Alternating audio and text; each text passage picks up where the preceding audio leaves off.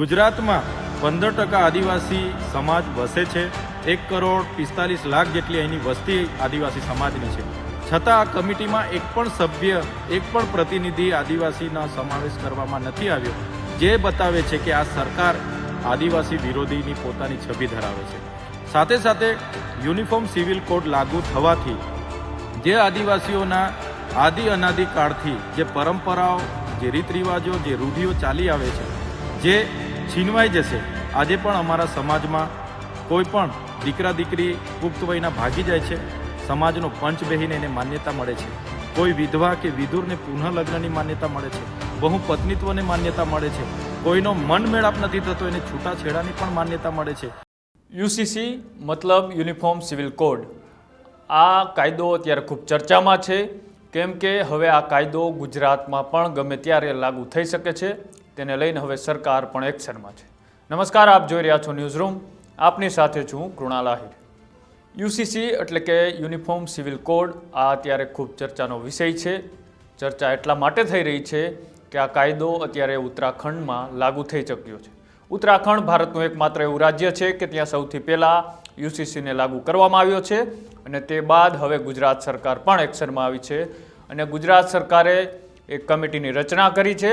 આ કમિટી 45 દિવસની અંદર એક રિપોર્ટ તૈયાર કરશે અને આ રિપોર્ટ તૈયાર કર્યા બાદ સરકાર, રાજ્ય સરકાર તેની ઉપર વિચારણા કરશે અને તે બાદ હવે ગુજરાત બીજું પણ એવું રાજ્ય બનવા જઈ રહ્યું છે કે ત્યાં પણ હવે કદાચ યુનિફોર્મ સિવિલ કોડ લાગુ થઈ શકે છે।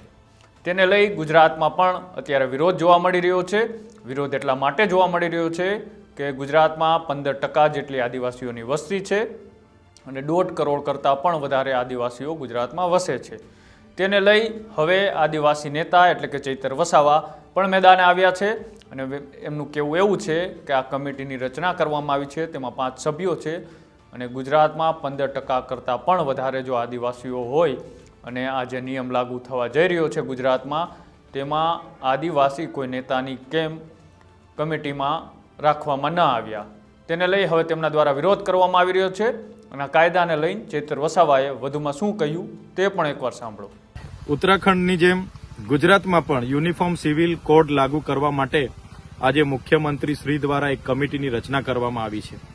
ત્યારે ગુજરાતમાં 15% આદિવાસી સમાજ વસે છે। 1,45,00,000 જેટલી અહીંની વસ્તી આદિવાસી સમાજની છે। છતાં આ કમિટીમાં એક પણ સભ્ય, એક પણ પ્રતિનિધિ આદિવાસીનો સમાવેશ કરવામાં નથી આવ્યો, જે બતાવે છે કે આ સરકાર આદિવાસી વિરોધીની પોતાની છબી ધરાવે છે। સાથે સાથે યુનિફોર્મ સિવિલ કોડ લાગુ થવાથી જે આદિવાસીઓના આદિ અનાદિ કાળથી જે પરંપરાઓ, જે રીત રિવાજો, જે રૂઢિઓ ચાલી આવે છે, જે છીનવાઈ જશે। આજે પણ અમારા સમાજમાં કોઈ પણ દીકરા દીકરી પુખ્ત વયના ભાગી જાય છે, સમાજનો પંચ બેહીને એને માન્યતા મળે છે, કોઈ વિધવા કે વિધુરને પુનઃ લગ્નની માન્યતા મળે છે, બહુપત્નીત્વને માન્યતા મળે છે, કોઈનો મન મેળાપ નથી થતો એને છૂટાછેડાની પણ માન્યતા મળે છે, કોઈને દીકરી છે એના ઘર જમાઈ કરીને એને ઉત્તરાધિકારી નક્કી કરવાની પણ માન્યતા અમારા સમાજમાં મળે છે। ત્યારે આ યુસીસી લાગુ થવાથી આ સમગ્ર બાબતો નષ્ટ થઈ જશે। આજે અમને જે મૌલિક અધિકારો મળ્યા છે, સંવિધાનિક અધિકારો મળ્યા છે, જેમ કે આર્ટિકલ 344 હોય, પેસા એક્ટ 1996 હોય, 73 એની વાત હોય, 5મી અનુસૂચિની વાત હોય, કે જે પણ અમને અધિકારો મળ્યા છે, યુસીસી લાગુ થવાથી એ પણ અમારા નષ્ટ થઈ જશે।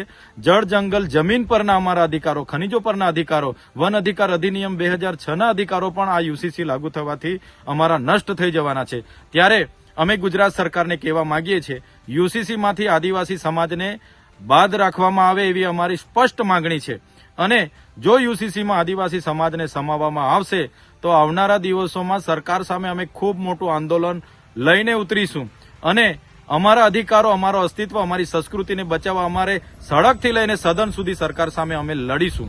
અમે સરકારને સ્પષ્ટ કહેવા માંગીએ છીએ, અમે આદિ અનાદિ કાળથી વસનારા અમે મૂળ માલિકો છે।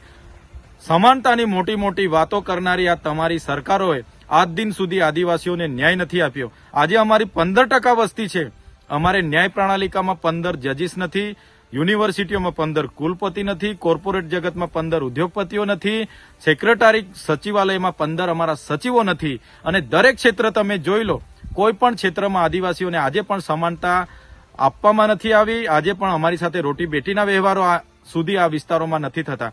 ત્યારે કયા સમાનતાની વાતો કરવામાં આવે છે? એટલે અમે યુનિફોર્મ સિવિલ કોડનો સખત વિરોધ કરીએ છીએ. આવનારા દિવસોમાં ગુજરાતનો તમામ આદિવાસી સમુદાય રોડ પર પણ ઉતરશે અને વિધાનસભાનો પણ ઘેરાવો કરશે.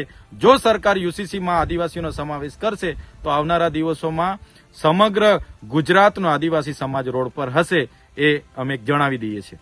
યુનિફોર્મ સિવિલ કોડ જો આ કાયદો લાગુ થાય તો એક દેશ એક કાયદો, જે ગુજરાતમાં નહીં પણ પૂરા ભારતમાં અલગ અલગ જે જાતિઓ વસે છે, એ પછી હિન્દુ હોય, મુસલમાન હોય, શીખ હોય કે પારસી, પોતપોતાના અલગ અલગ બંધારણો છે, પોતપોતાના અલગ અલગ રીત રિવાજો છે, તે એક કાયદા હેઠળ લાવવાનું આ સરકારનું કામ છે.